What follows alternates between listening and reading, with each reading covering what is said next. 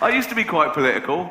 Growing up, that 15, 16-year-old becoming aware, and, well, you did it to annoy your parents, obviously, but I think we're inundated with politics from an early age. I think everything is charged with politics and morality and the way to live. It's in everything, fables, nursery rhymes, little sayings. I remember I must have been as young as 6 when we used to have an assembly at school, an infant school. We'd all come in every Monday and sit down on the floor, cross-legged, and our deputy headmaster used to come and tell us a story.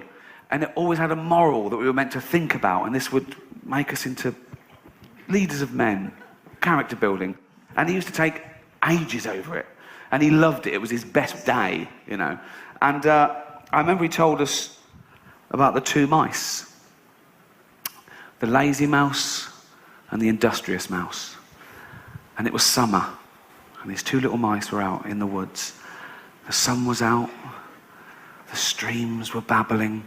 There was flowers, there were berries, there were nuts, there was, and Lazy Mouse, he'd just be running around in the sun, having a bite from a berry, throwing the rest away. There was loads, it was never going to run out. Industrious Mouse, he'd have a berry, sure, but he'd eat it all, and he'd put one away for a colder season. He knew. Lazy Mouse, he'd be fucking running about, sunbathing, eating that, chewing out, throwing the rest away. Industrious Mouse went, oh, be careful, Lazy Mouse, because come winter, oh, fuck off, you square.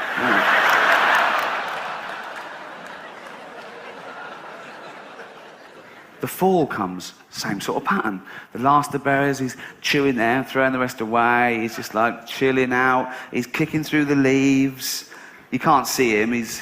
If you saw the leaves moving, he'd be under the leaves, basically. You'd go, what's that? It's Lazy Mouse underneath. If you could go under there, like the Discovery Channel, you'd see Lazy Mouse going, fuck it.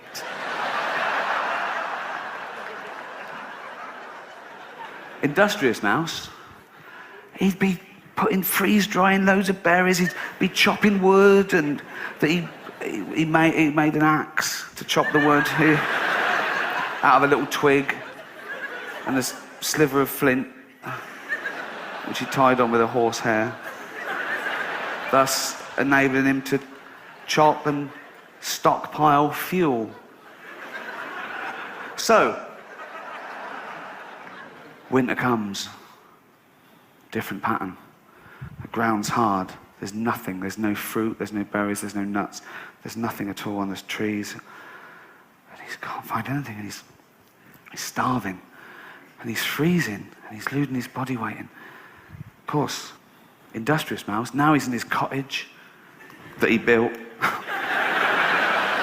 Somehow. Roaring log fire. Just sitting there, rocking, on a pebble. Knock at the door. Who's that? Obvious, isn't it? So he goes over to the door. He opens the door. It's Lazy Mouse. And he goes, what do you want? He goes, I'm cold and I'm hungry. I can't find any food and I think I'm going to die. And he goes, well, I did warn you, didn't I? And he goes, yeah. He goes, never mind. Come in here and share with me. Where's the moral there?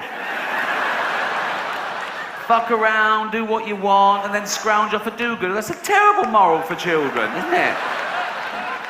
Awful.